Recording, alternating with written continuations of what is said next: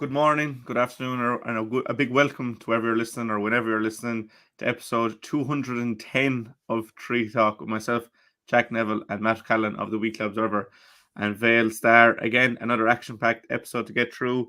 Last weekend, we obviously had a Munster final involved in it there. We had the Limerick Senior Camogie final, two sides in Munster Club action. And again, this weekend, we have three Limerick sides in Munster Club action. And we also have the Premier Under 21 hurling final as well as the Junior B final. So stay tuned for all that and more. The impression again we get out with what you put into it's like a walk of life. If you're good enough, go out and get it, no more about it. But not so much control in the centre of the field from Kilkenny as Richie Bennett sends it high and over the bar. Your mother sends you down to the shop for a pound's worth of goods and she gives you 50 pence. You can't get the pound's worth of goods, can you? Just about kept in. Oh, well done, Shawnee Buckley. To do that to Tomas O'Shea, he deserves to score from here. One of the highlights of the Sunday game. Limerick went out there from the war court today. No more about it. They made all the running, that was it. Put the ball over the bar and the back of it, and that's it. No ifs, no buts. Is there much time left? We have a couple of injuries. Here comes Kieran Curry. Curry leading the charge of the right brigade. 45 metres out. He's a chance to score. He's put it high. He's put it over. There's no sympathy in this game for anybody. Good morning, Matt. I suppose we're recording a bit later this week. You had a few days morning, rest. Jack. How are you? You had a few days rest, well needed. Oh, badly needed, Jack. Badly needed. We kind of sort of a hectic weekend last weekend, and in reality, we're after a few hectic months, as you know yourself. Yeah. And really looking forward now to a hectic weekend again. I was just reflecting on it. It's so marvelous, like to see how our county champions are doing in provincial fair. Like the wins last week for Castlemahon and Na Piarsaigh were fantastic, and like we've three mouth-watering hurling semi-finals this weekend. Now Limerick are coming in at the semi-final stage, as you know. They got to buy to the semi-final by virtue of being in the All-Ireland final. And I suppose that hands us, and I know we'll be talking about it at length later, that hands a small bit of an advantage to their opponents on the weekend. But I'd be quite confident, Jack, that when we'll reflect this day week or whenever on the happenings of the coming weekend, that we will probably have a very positive. I'd be hopeful that we'll have a very positive message to report. Yeah, a lot of intriguing games to be head to, but I suppose we'll start on a sad note with the passing of a Limerick Gael in Tony Roche. Obviously gave huge work to Limerick GAA, and especially at an underage level, and a real backbone of the success that Limerick have had in recent years, to be fair to him. Absolutely, Jack. It's a very, very, very sad day for the association in Limerick. Very, very sad day for his club, Blackrock, and the whole Limerick GAA family. Like Tony Roche, he gave absolutely, in a short few comments like this, it's very, very hard to quantify the amount of the contribution that he made during his lifetime. Tony started off, he played in an All-Ireland minor final in 1963. When Limerick were beaten in that All-Ireland minor final, it was the highest scoring minor final in history, and they were beaten by a Tony Doran-inspired Wexford side. And I've no doubt that he would have made a huge contribution to the Limerick senior hurling team back in the day, were it not for he spent a number of years in Australia. I suppose it was pioneering in itself that time that he should go to Australia. It's something now that's commonplace every day, but he went to Australia. But once he came, he never lost his connection or his love for the GAA. And when he came back, he immersed himself with Blackrock and with all things GAA. But, Tony Roche was, in my opinion, he was a visionary because he hurted as much as everybody else that Limerick hadn't won an All-Ireland since 1973. And he needed very little convincing that the way forward was from the bottom up and to start at the very bottom. And he was a very, very straight talker. And rather than talking about it, Jack, he went and did something about it, which is to his eternal credit. And it is winning 4 All-Irelands in the last 5 years is part of Tony Roche's legacy, because he needed very little convincing about lifting the treaty. He needed very little convincing about the value of academies. Anything that was for the betterment of Limerick Hurling and Limerick GAA, Tony Roche needed very, very little convincing about it. And just he embraced anything that he thought was for the betterment of Limerick GAA. And like he gave years of service as chairperson of Limerick Board and Oak, vice chairperson, and that bloody 5-year rule, robbed him of longer service. It didn't rob him; it robbed Limerick, of a true leader. And he went on and he served in the county board. Now, Tony Roche was involved up to about 2 or 3 years ago, when his health failed him somewhat. And it must have been a great sense of pleasure to him to see how Limerick have fared in the last 5 years, because he was involved, as I said, with Bourne and Oak for so many years, but he was involved in a myriad of Limerick underage teams and in their preparation and ensuring that they got the best of preparation. And his whole world was about getting young players and ensuring that they got every opportunity to be the best they could. And he's a desperate loss. First of all to Mary and his sons and daughters and his extended family, but a huge loss. Jack, I couldn't quantify in this short treatise. I just couldn't quantify the contribution that he made, and the loss he is to the GA family and to the GA organisation in Limerick. Jack, we've lost the legend, we've lost the titan, we've lost a truly great man. Yeah, sincere condolences to the whole family. But as you said there, the legacy will live on through his work that he pursued throughout his life. Moving on from that, and I suppose we'll start with last week's games, Matt. And, after a lot of near misses in the last few years, we got a first Munster champion in a good few years with Adare beating Bricky Rangers in the junior Camogie final.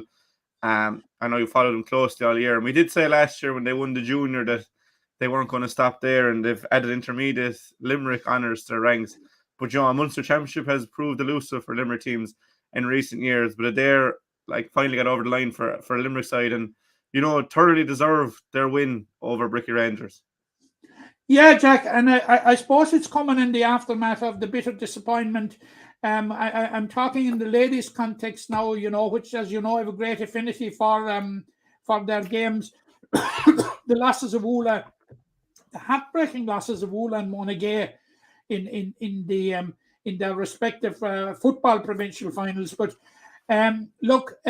this is a fantastic day for Adare. First of all, a fantastic day for Limerick Camogie, because, Jack, apart from winning the Limerick Championship and apart from winning the Munster Championship, which is absolutely huge, but what we are seeing, Jack, under our eyes, is the emergence of a very, very potent, strong force in Limerick Camogie, which can be served nothing but for good going forward. Because I saw him at junior level there last year. I saw him in the county final. Thought there was huge potential there. Thought that that wasn't the end of the road for that team. Wasn't I think we flagged it at the start of the season that they were the team to watch. They proved us right in the Limerick Intermediate Championship, and they've gone on and they have won the Munster Championship. Now, they're the first team from Adare, Jack, to win a provincial championship. And they're the first team from Limerick to win the Munster Junior Championship. Now, there were a couple of near misses along the way. Cracora came near to winning it about 5 years ago, and Na Piarsaigh came near to winning it, but Adare are the first to get over the line. Now, of course, we've had senior success in the past in Munster Club Camogie with Ballygunner, Ballygunner, Croke Kilfinney have all won it in the past, but this is a landmark victory, a breakthrough victory, and it was a victory that was very, very richly deserved, Jack.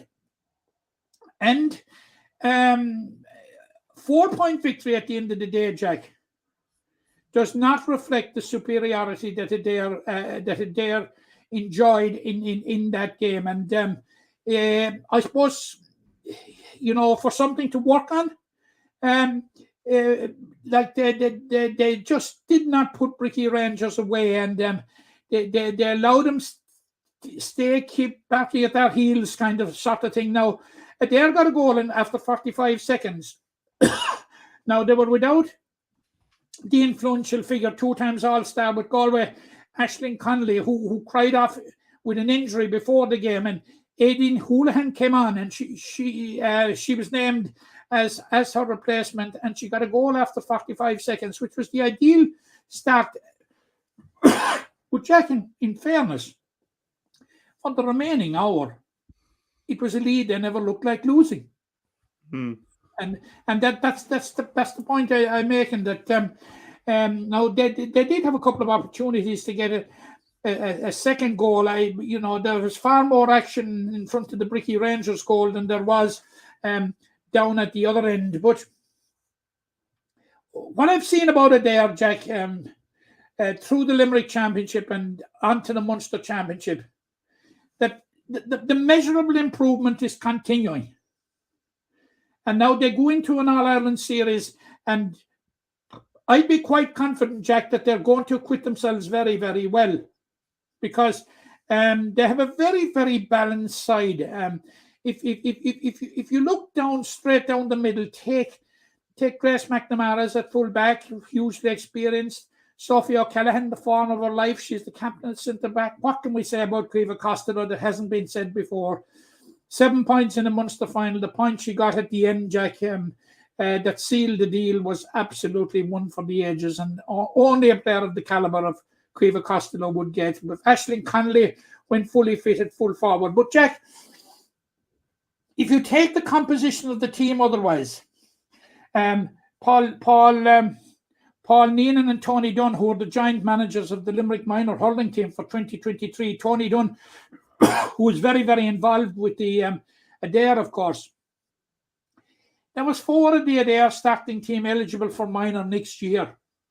Yeah, of course. Which gives you a sense in the balance in the team. You have Amy Mullins, Ciara Dunn, Carla Griffin, and Poppy Giltinan. And what a final for Poppy Giltinan. 2 excellent points and name player of the match. That's the stuff of dreams. And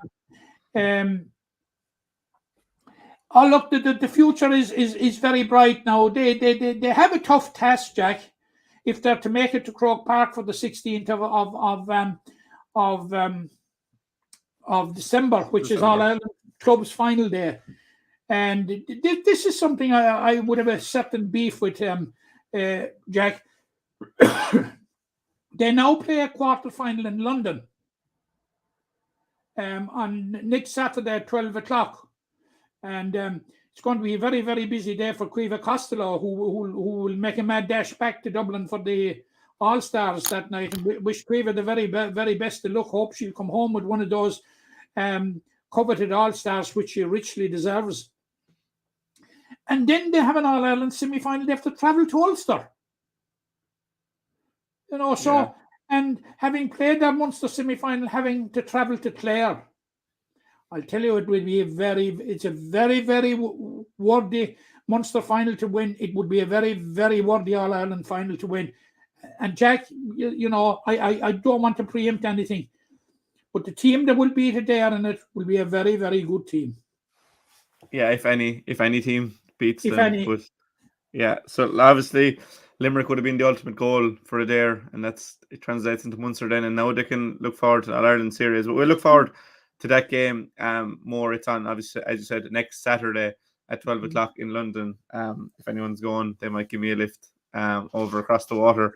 But it's another thing that we can really look forward to, and I'm looking forward to it already, is Adare's participation at senior level next year. Yeah, they've put a lot of sides on notice, and I suppose it's a nice dovetail into the senior Camogie championship that we did crown a winner last week. Ahane beat Kaleedy 113-19. There was a late goal for Kaleedy that I suppose brought the scoreline closer, but Ahane were dominant in the second half. I think it's fair to say they had Niamh Mulcahy really come into her own in the second half, but they had huge performances all over the field. Judith Mulcahy was obviously named as player of the match from centre back. She was imperious throughout. Anya Redlands got the goal.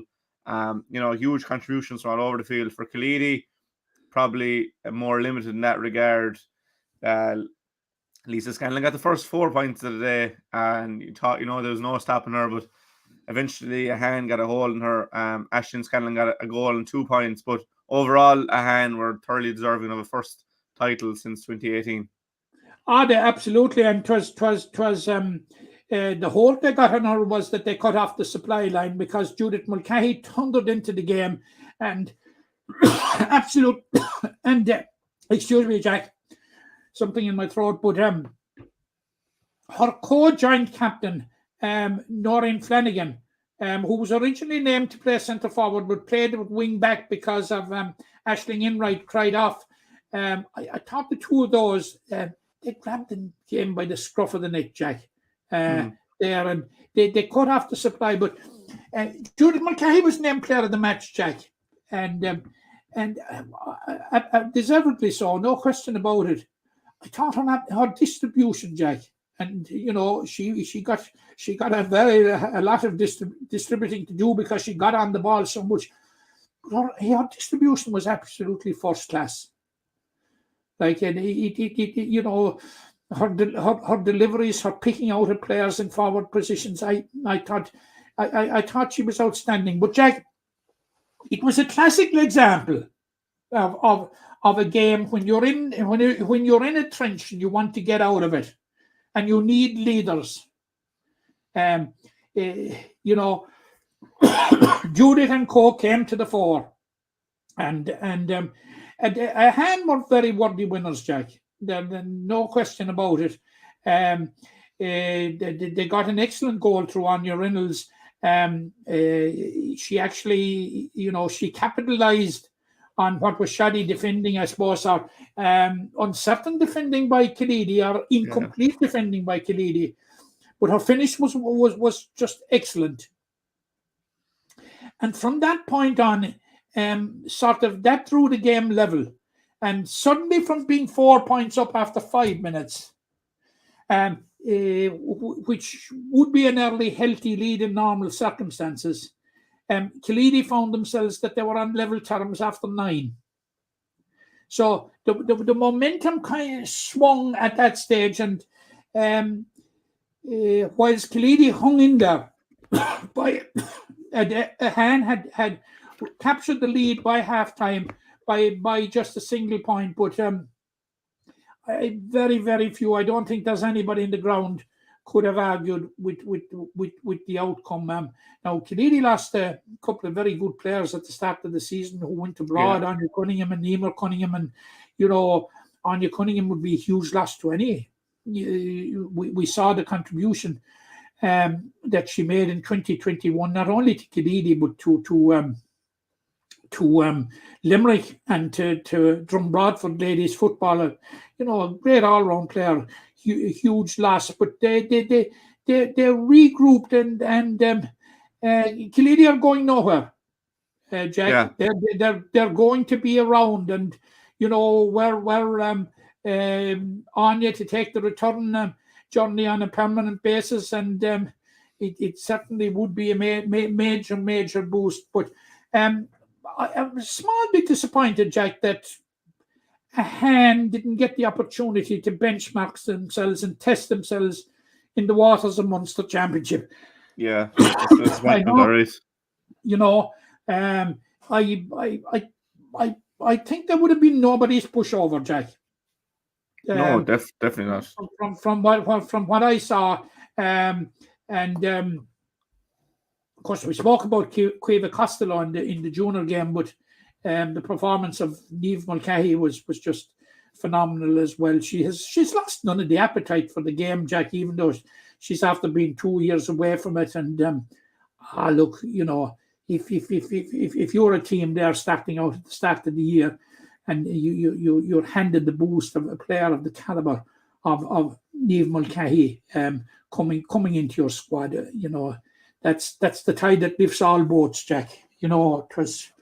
Yeah, I think she got nine on the day. A lot of those came in the second half, and it was a real third quarter surge from Ahane to just pull away, because it was nip and tuck in the first half, but it was they really pulled away in the third quarter. You know, apart from the 9 points, she was such a threat. You know, putting players, defenders all over the place, because she had to be policed. You know, she had to be double marked, Jack. Let's face it. You know, and she still got her scores. She's so clever, and she's such an instinct for the game, and you know, she moved around and with menace all the time. You know, so look, her scoring, the score that she contributed, 9 points, that was only part of her contribution, Jack. Her overall contribution was first class. Yeah, and also on duty then as well, even outside of all her distributing and just general defensive play, she got up for a point as well, you know, at a crucial time when Ahane weren't going great. So thoroughly deserving for Ahane. Disappointment again. You know, we're forgetting to mention the third sister, Claire Cronin, who was back back on the team at fullback. She's back this year as well. So if you get 2 All-Ireland winners back into your team, that's absolutely huge, because the Mulcahy's formed the left flank of the Limerick defence in 2014 when we won the All-Ireland Intermediate Championship. Judith was left fullback and Claire was left halfback. And of course Niamh up in the forwards. And but overall, it was a very, very good performance by Ahane. They have a number of young players coming through. Abby Murray is on the Limerick minor team for next year, and Limerick minor squad, and they did quite a lot of very, very good young players, and you know, to have players of the caliber of the Mulcahys, to nurture them along and bring them along, it augurs very, very well for the future of Ahane Camogie. Yeah, it definitely does. And I suppose for Killeedy, disappointment to get to the final again and lose. That's 2 years in a row. But they'll be back again, and they'll be hoping they have a few more players in tow. But congratulations to Ahane, thoroughly deserving of their win in the Limerick Senior Camogie Championship. Also last week, so before we get into this weekend's games, we had 2 Munster Football Championship games involving Castlemahon and Na Piarsaigh. Firstly, Na Piarsaigh were in Kilmallock against Rowan Moore of Waterford. Double score winners, 2-10 to 1-5. Pretty comprehensive, but we had kind of hoped that, or thought that Na Piarsaigh would probably have too much. You know, they're a fine footballing side. Only spent 1 year in intermediate. No real surprises there that they came through their Munster quarterfinal. No, Jack. In fairness, I think it was expected, and we expected it. But when you're going into Munster Championship, it's to a certain degree, Jack. It's a trip into into the unknown. You know. Yeah. And you can never say these things for definite, because what you're trying to do is assess the standard of the game in the county that the club you're facing was, you know, won their championship. But I think Na Piarsaigh won it very, very comprehensively. As I said, we fancied Na Piarsaigh maybe from the start to win the Limerick Championship. I went off them, I have to say, during the campaign, and I only went off them because of the manner in which their group phase was ran. I felt it was to their detriment. and that everybody else got 5 games. They only got 3 because they got 2 walkovers. But I'm Jack, I promise you, I'm not going to bring that up anymore. Okay. But it's something that rankles with me because when you're playing in an intermediate championship and in any county, you expect a level playing field, and that would be that you get the same number of games. But look, they've withstood all that. They have beaten Mungret in the county semi-final. They have beaten Drumcollar in the county final, and now they have beaten Rowan Moore in the Munster quarter final. And I would be pretty happy that they have a very, very strong chance of beating Ballina in the Munster semi-final. And I know we'll be previewing it next weekend. Yeah, and we'll look ahead to that game. I think a Munster final may very well be beckoning from the Piarsaigh in football, and we'll talk about hurling in a minute. Yeah, it's a very busy week to be from the Piarsaigh. But yeah, we look forward to their Munster semi-final next week. They might have a Munster final already to look forward to at that stage. But obviously the other side in action was Castlemahon. They beat Shamrocks in Cooley-Roo, 118-212. A real brilliant game of football. I was there myself. No string of sweepers. Defending was very limited. Real attacking football. Seamus Flanagan scored 1-5, and the video of his goal is doing the rounds, but each of his scores were as good as that. And Alan Roche was brilliant as well with 8 points. Good win for Castlemahon, but all the talk coming out of it, and I think it's fair to say for most of us as well, is the impending trip of the Cliffords to West Limerick next week. Firstly, on Castlemahon's win, brilliant win for Limerick, but there was that caveat of potential of bringing the Cliffords, and they secured that win. Absolutely, Jack. But you mentioned sweepers there, and you know my feeling about sweepers, that the only place for sweepers is in a broom closet, no place else. It's absolutely fantastic. But to get the result was one thing. But excuse me, Jack. Sorry about that cough. I have a touch of a cough. No COVID anyway. I tested negative yesterday. But good. But what the fallout of it is, i.e., an impending visit of possibly the greatest footballer of a generation. If I see people mentioning the greatest footballer of all time, I probably I don't know if I'd agree 100% with it, but I'd go a long way towards agreeing with it. There was a certain Mr. Cooper around, at one stage, which would be a strong contender for that. But look, it's happy days for Castlemahon. They will be absolutely delighted. Went into the Munster Championship now. Like previously, Jack, as we said here last week, they were involved in the Munster Championship and got to the final, and they played Kiel in the final. And if I was to criticise Castlemahon on that particular day, I remember it well. I was at the game, and I saw their 3 games that year. They beat Drummond Inch in the first round over in the Rag. They beat Coolmean in the semi-final in Cooley-Roo, and they were beaten 14 points to 4 by Kiel in the Munster final in Mallow, because they accorded Kiel too much respect, far too much respect. It was a 10-point winning margin, but it wasn't a 10-point game. So Castlemahon are a club, and they have a number of players who were involved in that, who seem to adjust to the provincial championships.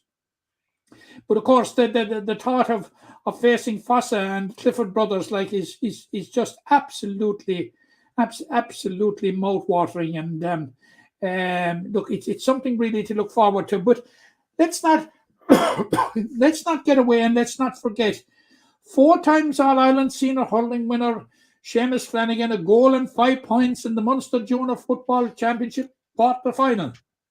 Hard to argue with it, Jack.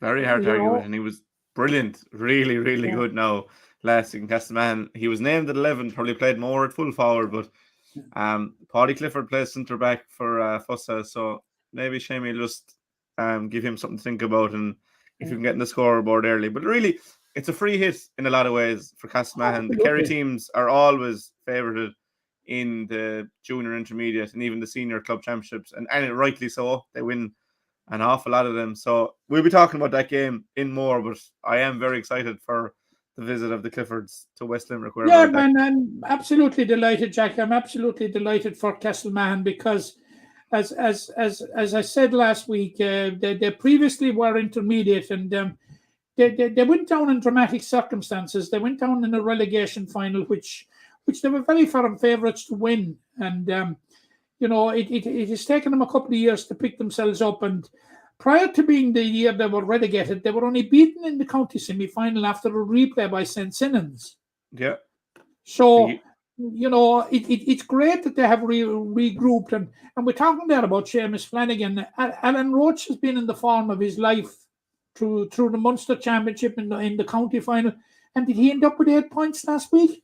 8 points, yeah. I know 5 of them were frees, but none of them were easy frees. There was a couple out near the 45.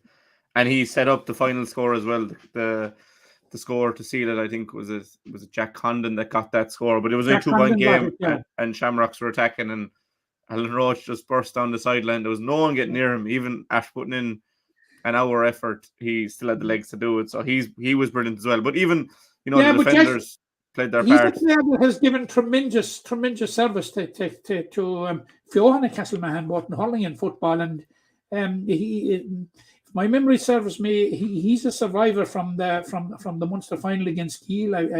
I'd be subject to correction on that, but I have an idea that Alan Roche was definitely in that final.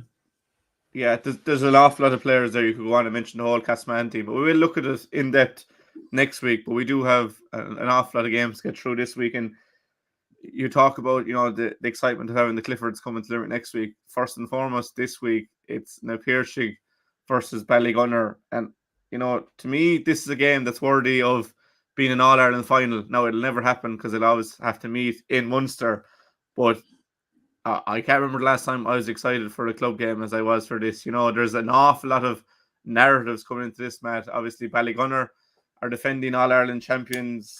The last time they played, they beat Na Piarsaigh, was Na Piarsaig's first ever loss in Munster.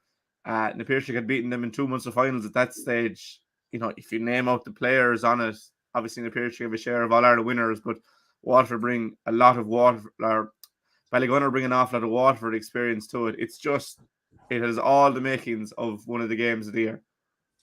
Oh, there isn't a doubt about it, Jack. It'll certainly be right up there with the club game of the year, and I have little doubt, Jack, but that is how it will transpire as being one of the great club games of the year, and certainly it's very, very hard to argue with the merit of both sides being there. Like Na Piarsaigh won a very, very good Limerick championship, and I have a sense, at the manner in which they won the county final, Jack, that they have won the Munster won the Limerick championship slightly within themselves.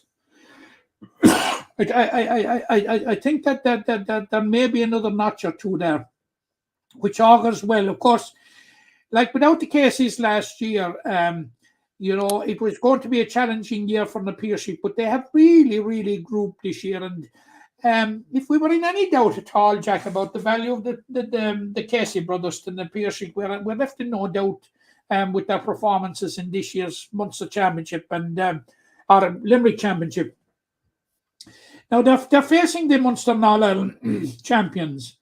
Now, whilst Na Piarsaigh have been very, very busy through the months of September and October in regaining the Munster Championship, Ballygunner have been essentially idle, Jack, because the Waterford final was played the first week in September, and the only game of note that they've had since, the only competitive game that they've had since, is a Munster semi-final with quarter-final with Kilruan McDonough's.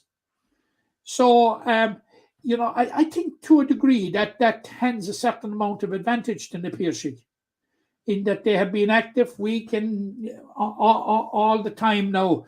It's up to Waterford to run their own business, if that's how they choose to run the Munster Championship or their club championship. The best of luck to them. They'll probably argue that the system is working fantastic. Our county champions are Munster and All-Ireland champions. But that might change on Sunday evening. And I can see by the way you're talking, you're definitely hinting towards one direction. But the only thing on that is Ballygunner kind of put Quilderran McDonough's to the sword. I think was it 4-19 to 14 points. And Kilruane had been playing throughout, and Ballygunner didn't seem to miss a trick. And similarly, you mentioned the Piarsaigh footballers were out for so long, and they came back and didn't seem to miss a beat either. So, Ballygunner have played more recent than the Piarsaigh. Their win came a week after Na Piarsaigh beat Kilmallock. But the only thing is, you mentioned Na Piarsaigh kind of being in second or third gear. The win against Kilmallock was their best performance. They didn't have to get to the heights they will need to beat Ballygunner, but they are motoring along nicely and building nicely. They're getting there, and there is definitely another notch in the Piarsaigh. I have no doubt about it, and particularly if you look at them in the second half when they had the game put to bed, Jack. There's no question about it, but they laid off a bit. Had the game been tight, would Kilmallock have got the 2 late goals? No, they wouldn't, Jack. No, probably not. I am now. If you look at if you bring it down to individuals and the personnel that are involved, there's a lot of them. You go 1 to 15 on the Piarsaigh team. They're laden with medals, Jack, and laden with All-Ireland medals. You Will O'Donoghue, an inspirational captain. You have the Caseys, you have the Boylans, Adrian Breen, Kevin Downs. The names just roll off. Ronan Lynch, Cathal King, who captained the Piarsaigh to an All-Ireland win. All these soccer players, top class players. Dahi Dempsey, a goal king, absolutely fantastic player. All-Ireland medals to show for it as well. Real firepower there, and a lot of those players you mentioned are phenomenal. And I saw them in the league, Jack, and I saw their preparation for the league. When I say the preparation, I saw the warm up, and I was just taking note of it. And I said to myself, this is the warm up of a team that has loftier ambitions than winning a Limerick Senior Hurling League. and on the night in which they blew Adare away in the final, and at most there was only 7 players that I could count that would possibly be on their championship team, and that's how it transpired. But they have such firepower, and you guys, you've the lesser known lights in, you've Emmett McAvoy coming through as an exceptionally good player, Jack. Mike Foley is having a fantastic season. Willem Henn, Keith Dempsey. If you talk of the lesser known lights, Evan Condon in goal, where is the weakness? I ask myself. Hasn't been found as of yet. But it's like looking for a needle in a haystack, a weakness in the Piarsaigh team and squad, Yeah, because to be fair, last year, obviously they were beaten by Parswell in the semi-final, but without the Casey brothers, that's fair. Ballygunner were the last team to beat them at full strength. In 2018, they obviously have their number in some regard. And if you go through the Ballygunner team, they have so many names that stick out, like the Mahaneys, Pádraig, Philip, Kevin. You have young Patrick Fitzgerald, who's a real star in the rising. Daisy Hutchinson is one of the best club players in the country. I think it's fair to say every year. Harry Ruddle, who got the goal last year, has got a number of goals this year as well. So, you have Stephen O'Keefe, you have Ian Kenny, you have Peter Hogan, you have Barry Coughlin. Yeah. But while Limerick were winning All-Ireland finals, these were losing semi-finals and finals. I know, but they did get over the line in an All-Ireland last year. I know they left it late against Ballyhale, but they do have very recent experience. This. Look, I'm not playing down Ballygunner for 1 minute. They're formidable. You don't win 9 Waterford championships in a row and not be a formidable side. And the level of backup they have is that they've won the intermediate championship in Waterford as well. But the Piarsaigh are only 1 game away from doing that in Limerick. But 2 powerhouses, I think it's fair to say, of Munster hurling, not only of Limerick and Waterford respectively, but of Munster hurling. You know, you mentioned the preparation for Na Piarsaigh, and you just look at them as a side. They're an inter-county team. You know, they've sprinkled with inter-county talent, but I think Ballygunner are similarly talented and on this journey that, you know, Na Piarsaigh won 4 Munsters in 7 years. Ballygunner are aiming to do something similar to that. They won in 18, they won in 2021. You know, they won in All Ireland as well. Very similar trajectory to where Na Piarsaigh were. It's a day you wouldn't want to be at back, Matt, when you look at the firepower on either side. Absolutely, like said, it's the meeting of the Munster club titans. This is, and they have the record to show for it. And no, I'm not detracting for 1 minute from Ballygunner, but I think they're going to face much more formidable Limerick champions than they did with Kilmallock last year, who hit an off day now, in fairness, in the Munster final. It was an off day last year. That's fair to say. They just didn't get going. And I think Ballygunner were on a mission. You know, they were on a mission, you know, less than 12 months ago. It was in January. But the way you're talking, you know, I will ask you for a prediction on this game. You do seem to be edging towards Na Piarsaigh. Yeah, I'm edging towards Na Piarsaigh. I'm expecting Na Piarsaigh to win, Jack.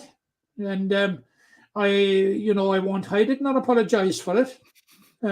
From what I have seen, this year, I've been hugely impressed with Na Piarsaigh. And if you analyse their side, Jack, and go through it, it will take an exceptional club team to beat them. And now I know Ballygunner on that. And there's going to be very, very little in it on the day now. There's going to be very, very little on it on the day. But I think the Piarsaigh have the wherewithal to just get over the line. Now, it's the 5th time, Jack, 2011, that they have met in the club championship. And Ballygunner, Na Piarsaigh have won the first 3. They won a quarter-final in Walsh Park in 2011, and they've won 2 subsequent Munster finals. Like the only fly in the ointment as far as Na Piarsaigh is concerned was the 2018 Munster final. Which I think they were. I was at that game. They were definitely below par that day. Kevin Downs got a goal straight away, and sometimes getting a goal can kind of seem to shake a team, and it seemed to that to Na Piarsaigh on that day. This is actually the first time Na Piarsaigh will have home advantage in the 5th meeting. Now, to be fair, 3 of those were in Semple Stadium, so they're all neutral. But if you were to put a point difference on it, Matt, because I'll keep a track of this, I'd say Na Piarsaigh by about 3. By 3. I'm going to say Na Piarsaigh by 2. I think they'll be ahead, and then they'll get a late one to consolidate the position. But I'm really, really looking forward. Look, it is a great, absolutely. And Jack, whoever will win it, you know, they're going to provide some obstacle to St. Finbarr's and Bally's ambitions of winning a Munster championship. Yeah, I'll ask you about that game as well, Matt, because obviously it will be the winner of Ballyea and St. Finbarr's that'll play either Ballygunner or Na Piarsaigh in the final. You know, a game like Na Piarsaigh Ballygunner, you just automatically think it's a final, but it is a semi-final, and you know there'll be another obstacle for whoever comes through that game.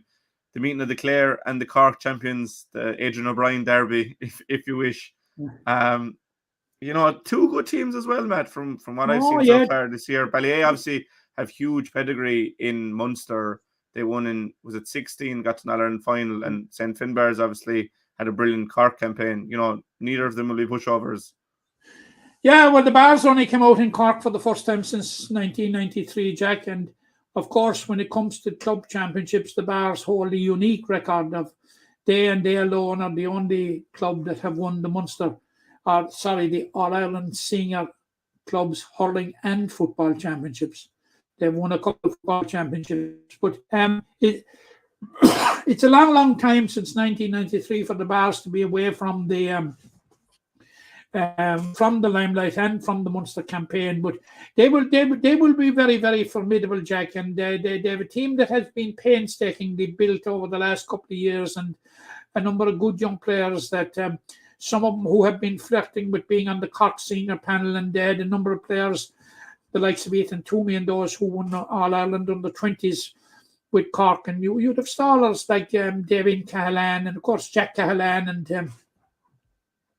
Bill Hennessy. They have they will be formidable, but I don't think they will relish too much having to travel to Ennis to play Ballyea, who are one of the great, Ballyea are going through a great spell in Clare, of course, and they have among their ranks a certain Mr. Kelly,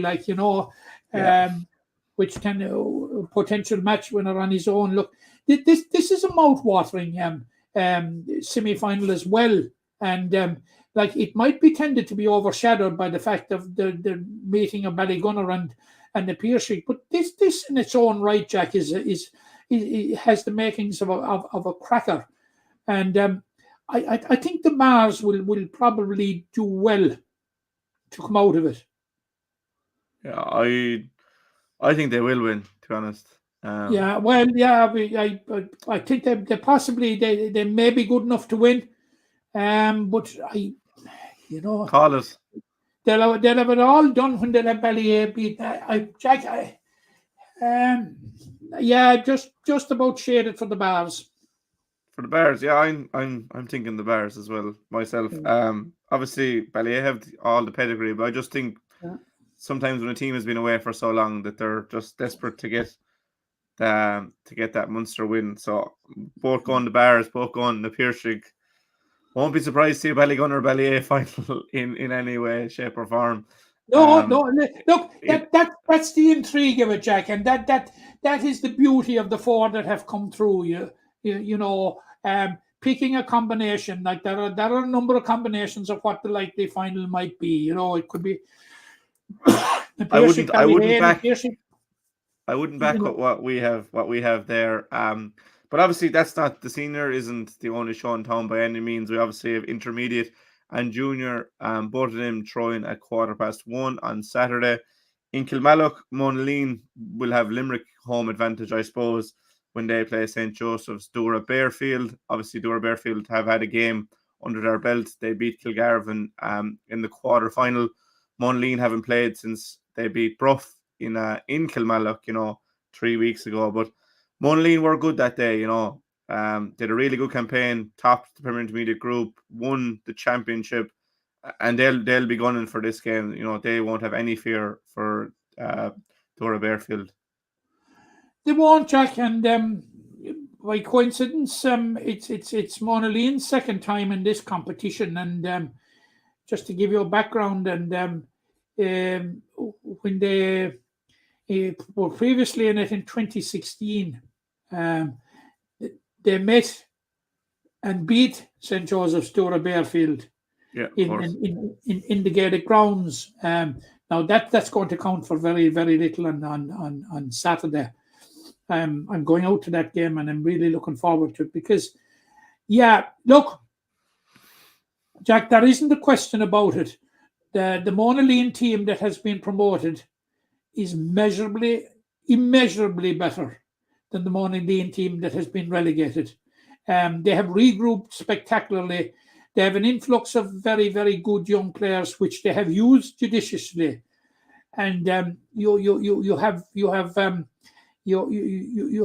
old hands, as it were. And even though they're not old, you have the like of Larkin Lyons at centre back, who is captain the side. Ed Doyle up at full forward, and you have these guys nurturing along the young players, and Andrew Latouche Cosgrave, of course, who missed most of the year through injury, is from a Munster championship bid, is just making it back at just the right time, because he made a cameo appearance, and an effective cameo appearance, I thought, Jack, in the Munster in the county final. Was very, very unlucky that didn't have a goal to his name. He had a point because Eric Finn spectacularly deflected it over the bar, but you'll have that kind of experience. But St.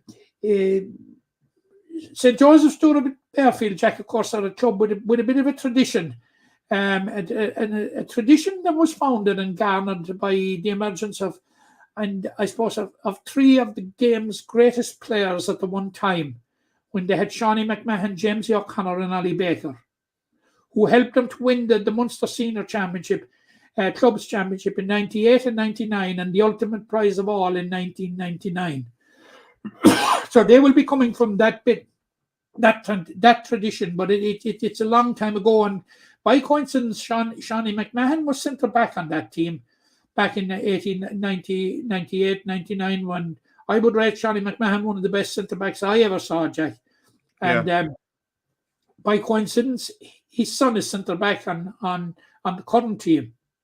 Okay. So, look, it is set up for a very, very good game, and St. Joseph's will have benefit somewhat from had a quarter-final experience game, but I'm very hopeful, Jack, for Monaghan in this one.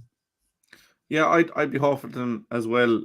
I think the main thing is they're a much better side this year than they were last year. I think, a lot of teams, when they go down, if they can just get a run of wins under their belt, it can really improve them. And you as you said, that influx of young players, I'd be confident in Monaghan to reach a Munster final. That game has been streamed live on Munster GA TV if you can't get out to Kilmallock. At the same time, St. Kieran's begin their quest for another Munster final 10 years on from when they reached it in 2012 and lost to Kildare.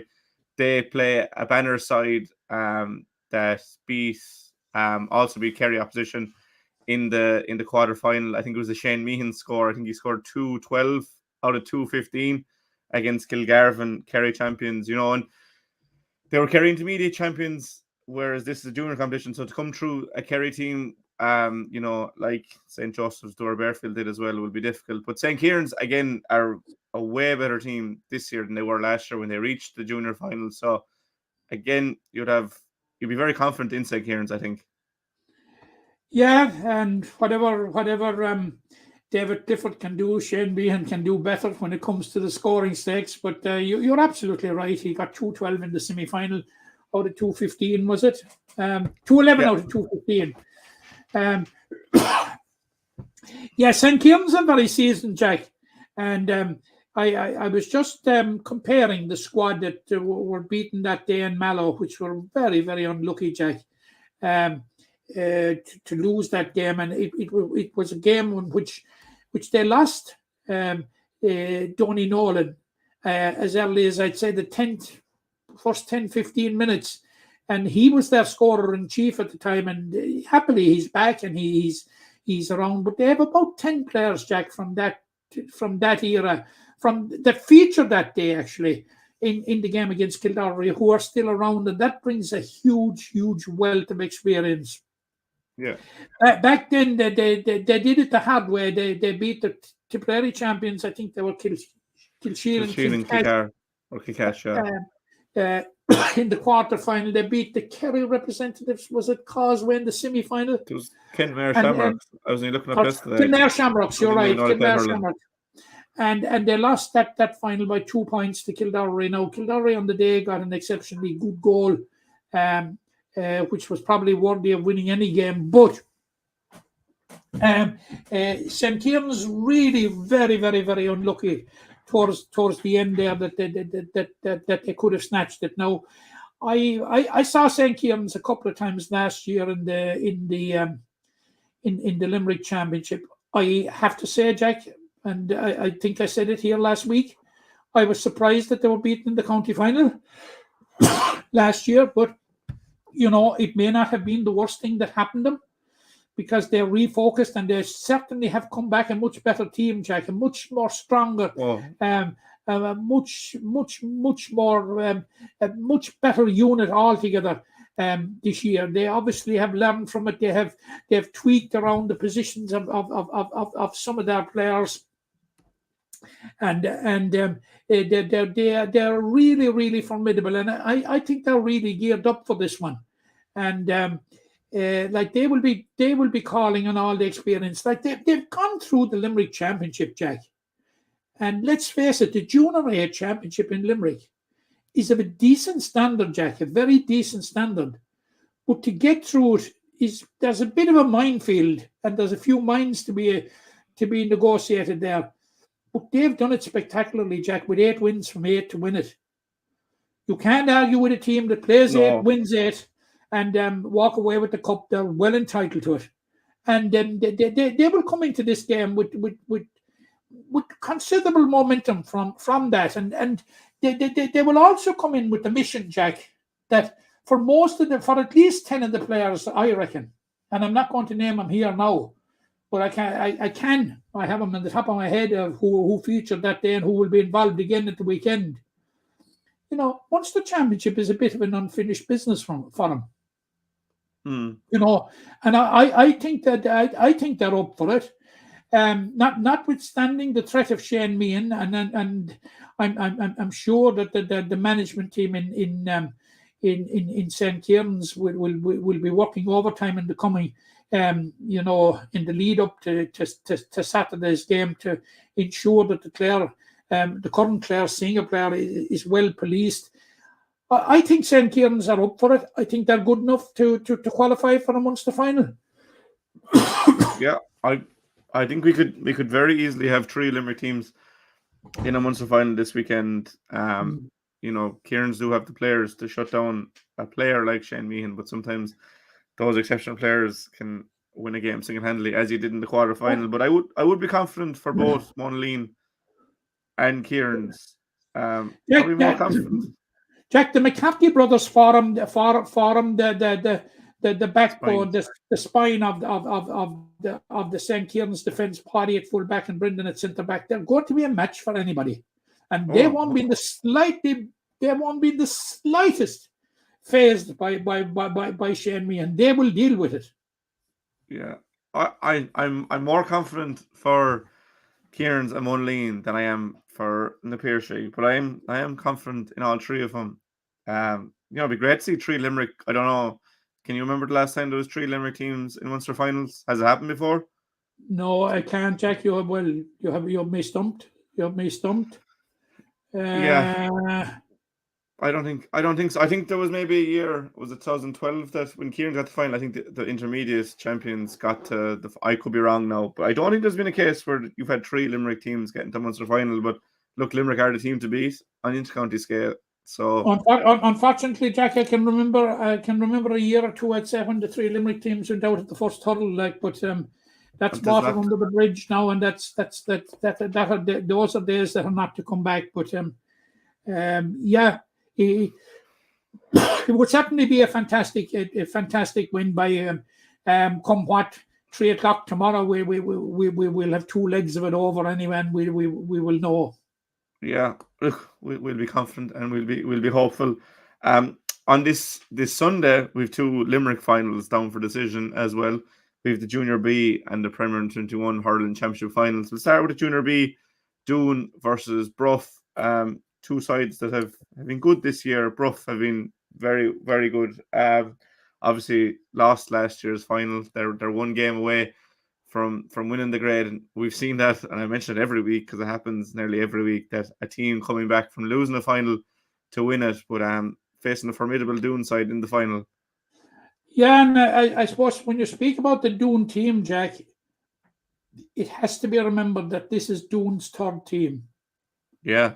It gives you an idea of the amount of activity that's going on in that GA club and the amount of good work that is going on and the amount of players at their disposal. It's Doon are just not fulfilling fixtures in the various competitions. They're competing at the concluding stages, as we saw in the Senior Hurling Championship, as we saw in the Junior Championship, where they reached the knockout stages of the Junior A Championship, and now they're through to the Junior B. The Junior B final, and they obviously will be hoping to end the season with some silverware, but they face a rough side, as you rightly said there, that will are hurting from the fact that they lost the final last year. They would have gone into the final last year as favourites against Blackrock, but Blackrock overturned them in the final, and Blackrock have since gone on to play Junior A and survived in Junior A for the first year, which is usually a challenge for a promoted side. But it's going to be a very, very interesting final, Jack. I just couldn't call it. I'd say it's a title that's up for grabs. now, because obviously I didn't get the opportunity to see either side, but just a small little background. Whoever wins it will represent Limerick in the Munster and All-Ireland Club Series in Killeedy in December, which will be coming up now. The Leinster leg of the Killeedy tournament, and I know we'll be talking about it in greater length in the coming weeks. It is the biggest ever, Jack. The Killeedy tournament this year, the Killeedy All-Ireland, Munster, Leinster and All-Ireland competition. It's biggest with no fewer than 17 counties, Jack, which is absolutely phenomenal, and it's absolutely a credit to the Killeedy Club and to those that are involved in organising it and organising it to such a high standard. It's absolutely fantastic. And just while we're on that, only one Limerick club has won the All-Ireland in Killeedy, and that is Doon. They have won it. Now, they didn't win the Munster Championship that year, but as you know, the system in Killeedy is that the provincial finalists go through to contest in the All-Ireland semi-finals. And they came back through the All-Ireland semi-final and final. Now, they're the only club to win the All-Ireland series in Killeedy. Now, there's a number of clubs have won the Munster. Camogie, well, most recently, they were beaten by Islegate and Bryan in the final. St. Mary's Rathkeil certainly won the Munster. They were beaten by St. Martin's Kenny, I think, in the final. So I think there may be one or two others that have won the Munster Championship, but I'm only just mentioning that in the context of the Junior B final in that we're doomed to get to to get through on Sunday and get on to Killeedy. Could they be about to repeat, and become bring a second title back to Limerick? But look, there's a lot of water to flow under the bridge in the meantime, Jack, and that is for another day. But on Sunday, we have a repeat of what was arguably one of the best Premier Minor finals ever played 3 years ago between Ballybrown and Mungret St. Paul's. And I suppose from the start of this competition, Jack, the general feeling would be that these were the likely finalists if they avoided each other in the knockout stages, and that they did. And they will resort to Paddy Carroll Park on Sunday at 2:00. It's unfortunate that it's clashing with the Na Piarsaigh game, or almost clashing with it. For what should be an absolute cracker. It will be part two, Jack, of what has been a classic contest between these two sides. And, there are going to be some big names on both sides. You have the Barry Duffs and you have the Liam Lynches and in Mungret St. Paul's. You have the Colin Coughlin's, Aidan O'Connor, Barry O'Connor. And, it's an under-21 final, Jack, a Premier under-21 final with a stellar cast. Yeah, definitely. And you would certainly hope for a great final. Yeah, I was at the Doon game, or the Mungret St. Paul's game against Doon on Monday evening. I probably thought Doon were going to win the competition out. I said Doon, Mungret and Ballybrown were the favourites, but Mungret were brilliant on Monday night. They've an awful lot of experienced players that played senior hurling this year. You named a couple, and obviously they have a couple of lads that won a 17s title, the likes of Fintan Fitzgerald and Keane Maloney and them. So a really balanced side is what I'd say. Liam Lynch would be one of the key players, but he's only come back from injury. I think Monday was his first time starting. So very balanced team across the board. And then Ballybrown obviously have an All-Ireland winner and Colin Coughlin that you mentioned, but they won the minor B followed by the minor A 2 years in a row, and they won the under-19s last year. So they're going for this group of players going for a fifth title in a row, and they've backboned the senior side as well. They played in round 2. I think there was a 2 points in it. You mentioned that minor final from two years ago that I think Ballybrown pulled away in the end. I think it was 3-23-20 or something. But real rivalries. The Munger boys will be keen to get one back from that senior loss they suffered in the group stages. They obviously never played the County Cup final, so they'll have to play that next spring as well. But really interesting game. Doon Na Piarsaigh kind of have dominated this competition over the last decade or so.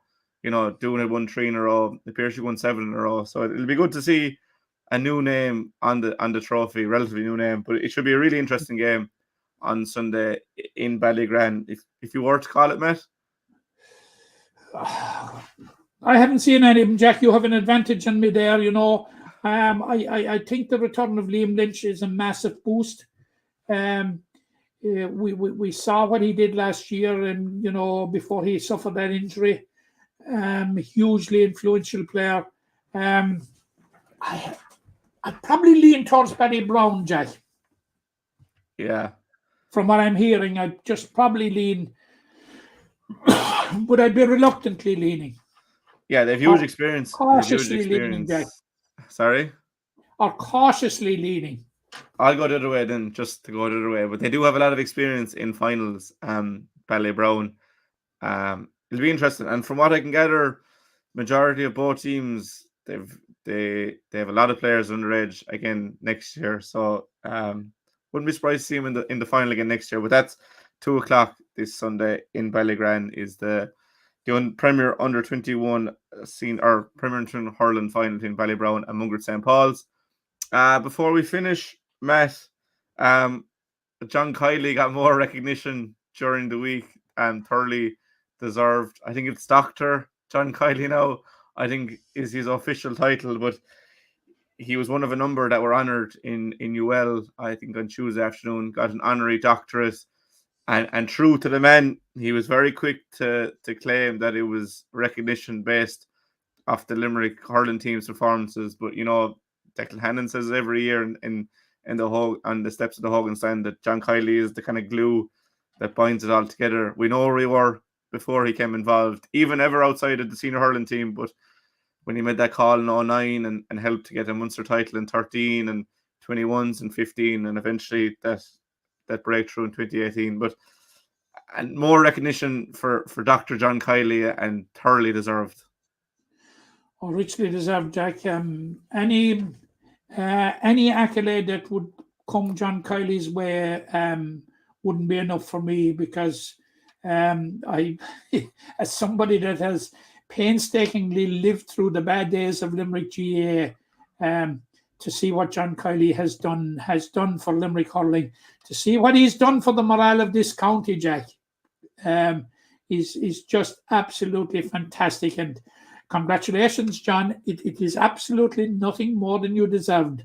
And he's already the second most successful senior hurling manager of all time.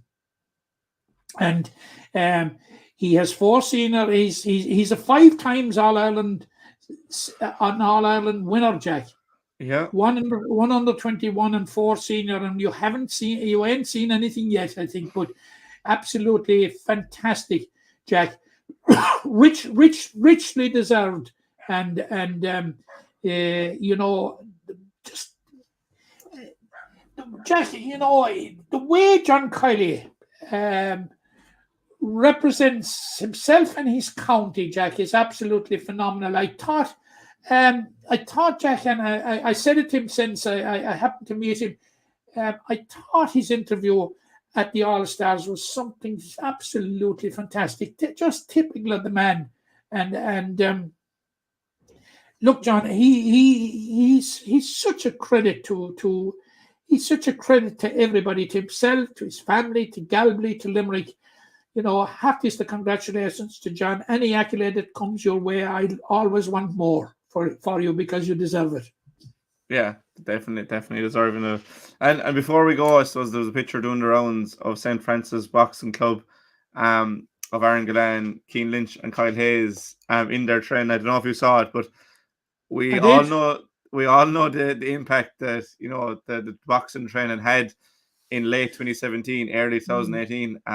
It doesn't bode well for the other counties that the boys are back in there in a pre-season regime that has worked so well over the last few years. And to be fair to these players, they've won a 3rd All-Ireland in a row. They could have taken their time. They could have taken the entire rest of the year off once their clubs are finished. But credit to the players, they're back in training already.